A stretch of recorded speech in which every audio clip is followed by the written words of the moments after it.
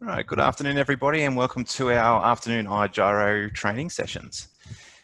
Today, we're going to go right back to the beginning, and we're going to work through creating a new job in iGyro. Now, we'll go through the traditional way of doing that in the desktop version of iGyro, and just recently, we've released a new feature in the iGyro portal, which will allow you to create a new job inside the portal. So we'll run through that as soon as we've gone through the desktop version. Alrighty, so when you first log into Gyro, you'll get your familiar desktop screen here where you'll see your dashboard and you've got your menus on the left-hand side. So we'll click on the jobs section. Most people will only have one database in this list here. So you can, if you only have one database, you can just click on the jobs button.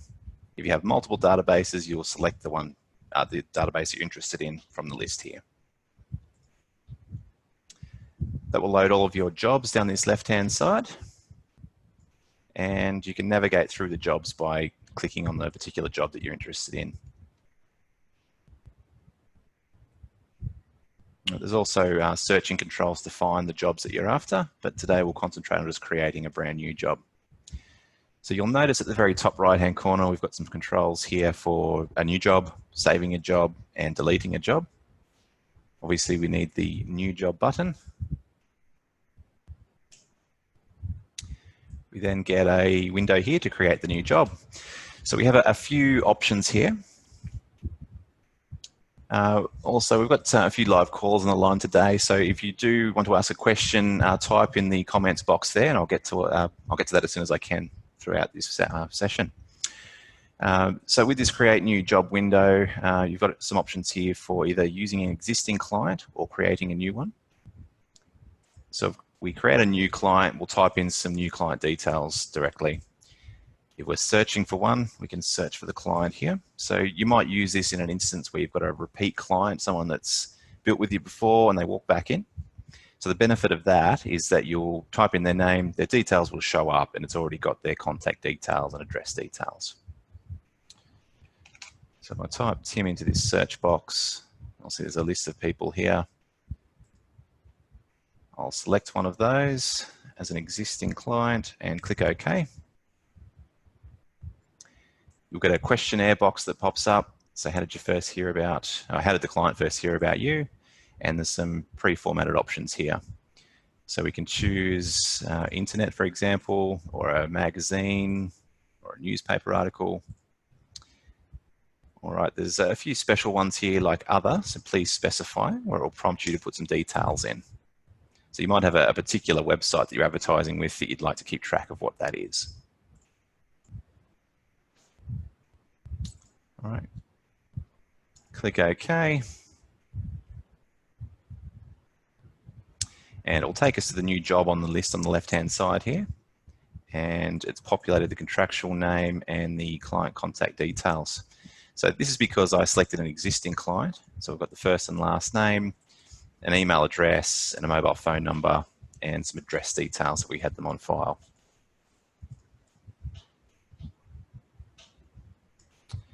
All right, so that's pretty straightforward. I'll go through now and create another job. This time I'll just select a brand new one. So create a new client and we'll just type the details here. So as you type in the first and last name, it'll build up the contractual name for you. This contractual name is the name that you'll use in your contracts later on if they progress to a sale. So it's important to get that right later. It's not so important to have that perfectly right at this point in time. All right, we get our questionnaire box again.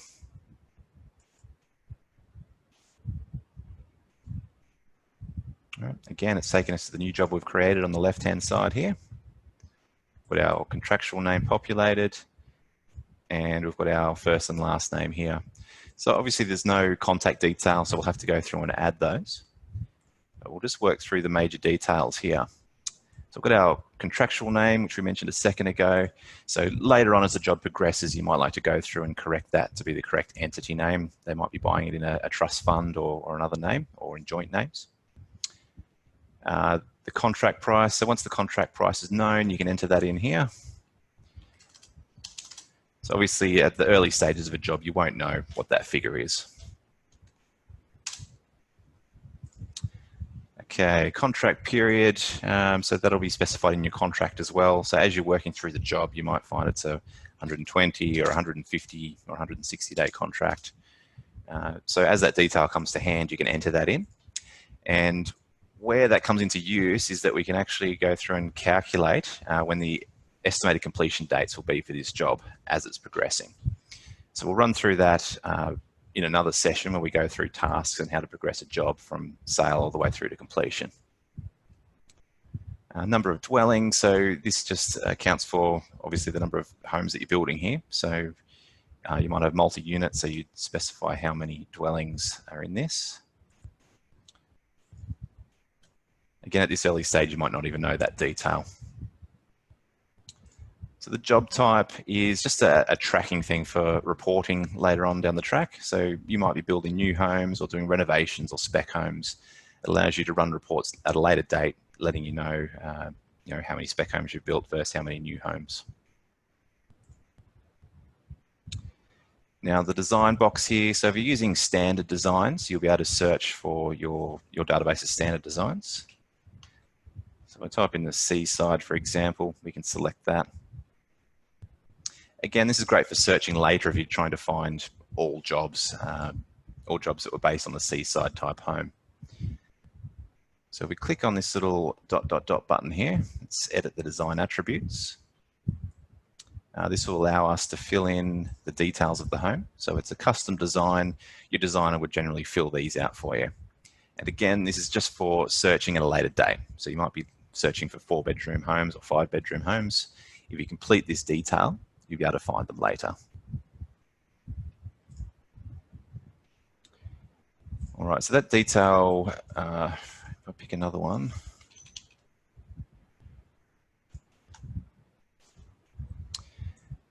So this Presence 290 already has some details populated because it was a standard design. So it already has all that detail filled out for you. If it's a modified version of this design, you'll click that modified box and it will allow you to type the details in here.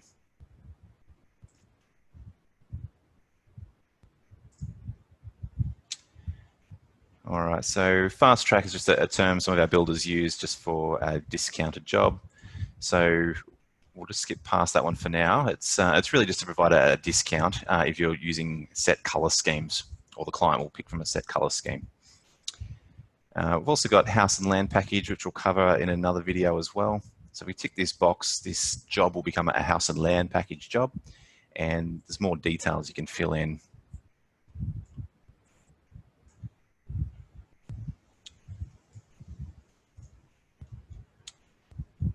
All right, so this is a pretty important one here, the site address details.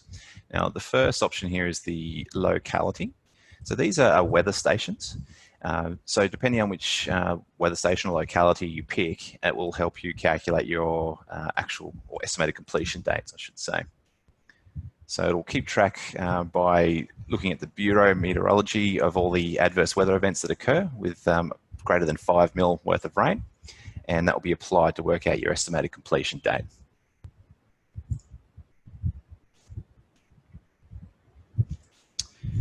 All right, these are pretty self-explanatory. This is the site address detail. So if you know the details, your client might have turned up and they're telling you it's lot 5, street number 120, and the address details.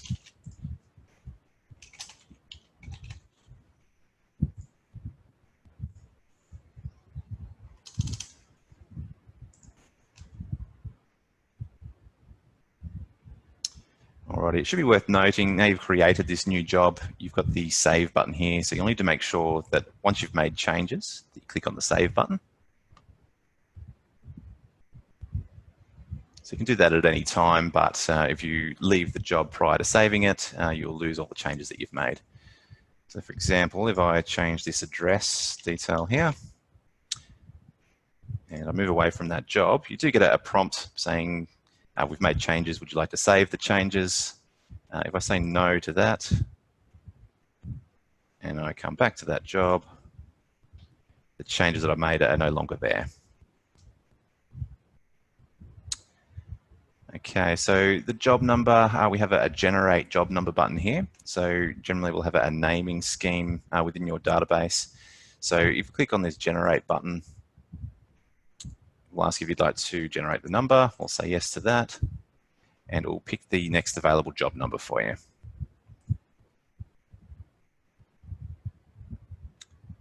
All right, additional days on hold. So we've got adverse weather here, which we spoke about briefly with our locality, but we've also got public holidays and a lesser used option for industry shutdown. So as a job progresses and you know the length of time when the contract will start and when you're expected to finish, it will tell you how many public holidays are in that process as well and account for those in the estimated completion. All right, you can also add additional days on hold. So what they're used for is if maybe a client might have been holding the job up for some reason. So there's many reasons why you might, but the client might be doing their own retaining or something. So you'll hand the site back over to them for a period of time. You can put that date period in here, and that will be used to, again, recalculate what the estimated completion date will be.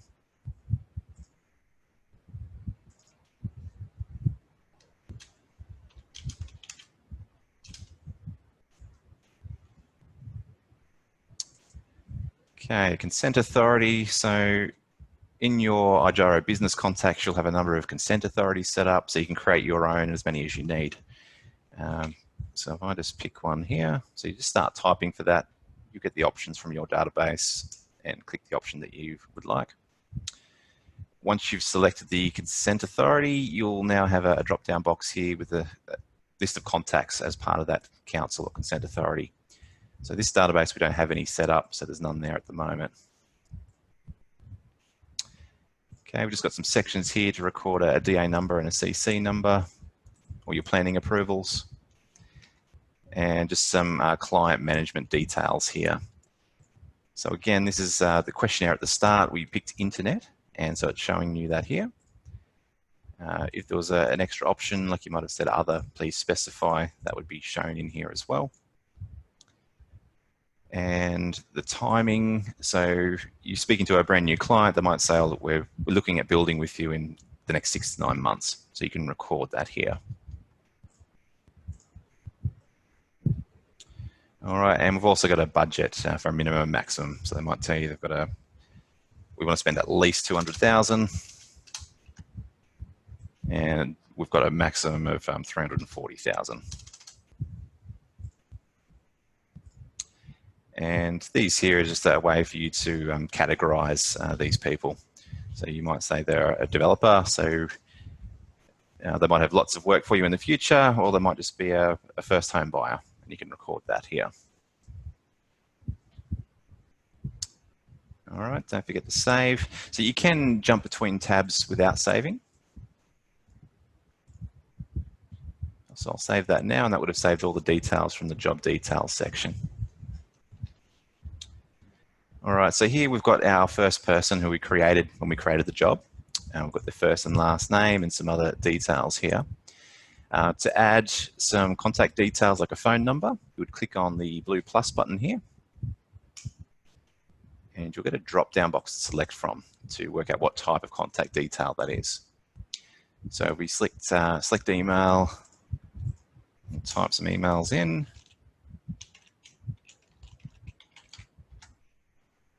And we'll add a phone number, add a mobile phone number.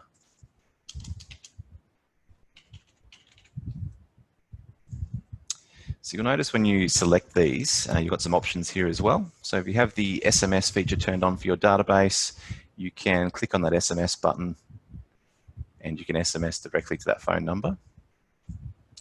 And same with email, you can click that email button and that will pop up your default email client to send an email. All right, we've got our physical and postal address details here.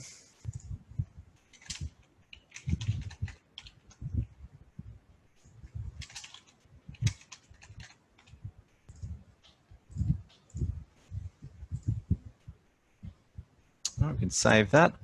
Now, this is a single contact here. So you might have multiple, there might be a husband and wife or business partners.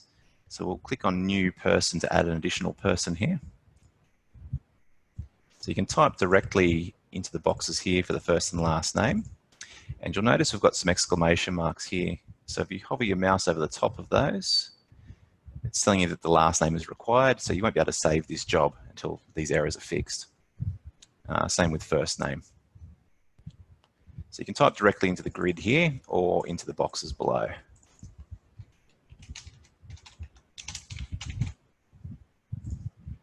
All right, so we've got Homer and Marge. So Marge will have her own contact details, and we can put those in here as well.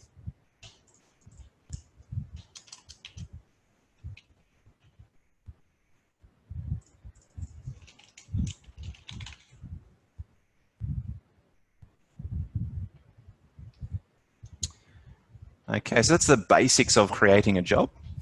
Now, what we do have, I mentioned earlier, is we've got our iGyro portal, which has just had a new feature released that we can create jobs in the portal. So when you log into your iGyro portal, you'll see a screen like this, and we've got our menu options down this left-hand side. So they're very similar to those menu options we've seen in the desktop version. So just like we've got jobs here, we've got the jobs button here as well. So if we click on jobs, this will list all of your jobs in your database. And we can flick between pages here just by clicking the numbers at the bottom. And you can also do a quick search.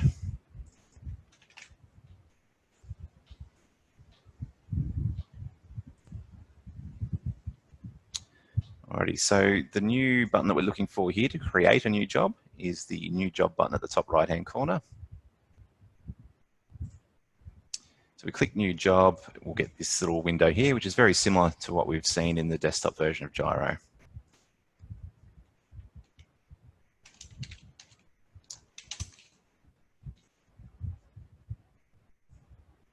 It'll tell us if we don't fill those details in, it'll prompt us and tell us that we do need to fill them out.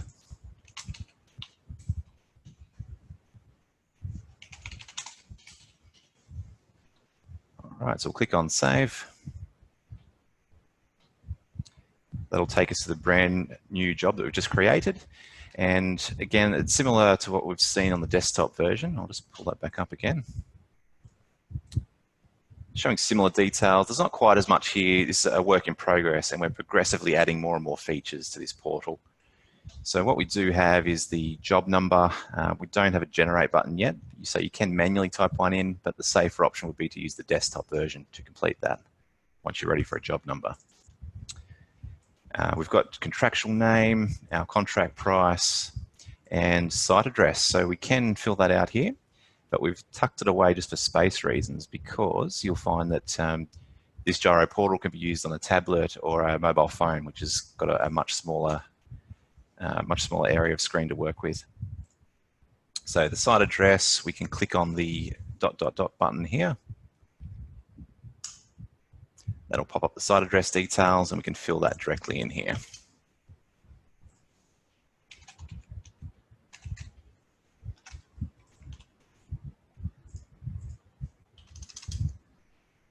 All right, so we'll close that.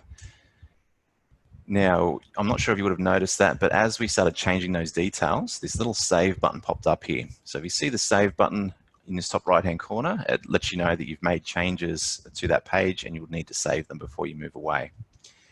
So unlike the desktop version, if you click onto another tab, you'll lose the changes. So you do need to make sure you save before you leave this page.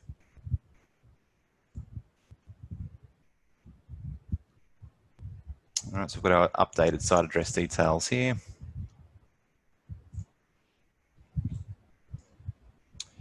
Now we come to the client contacts. So we've got our first and last name here and our email and mobile phone numbers. So this is a brand new client, so we can type these in. Now, some of the limitations that we do have, because this is a brand new feature, is that we've only got one client here. So if you needed to add a second or a third client, we'd need to do that in the desktop version. This will change over time as we add new features. We've also got a fixed number of fields here that it creates by default. So one email, one mobile, and one after hours phone number.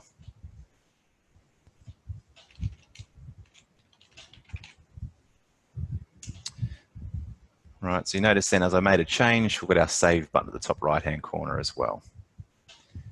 So we do have these buttons here. So if you have a mobile phone number in there, and you click that button, especially on a mobile phone, it's probably going to be most useful because it will pop up and actually dial that number for you. The email will pick up your default mail client. So you can do that on your desktop here, and it'll just open up your default mail client, or on your mobile phone, we'll do the same thing. All right, so we've also got our physical and postal addresses for that person. So we'll click on this button here, and we can fill those details out.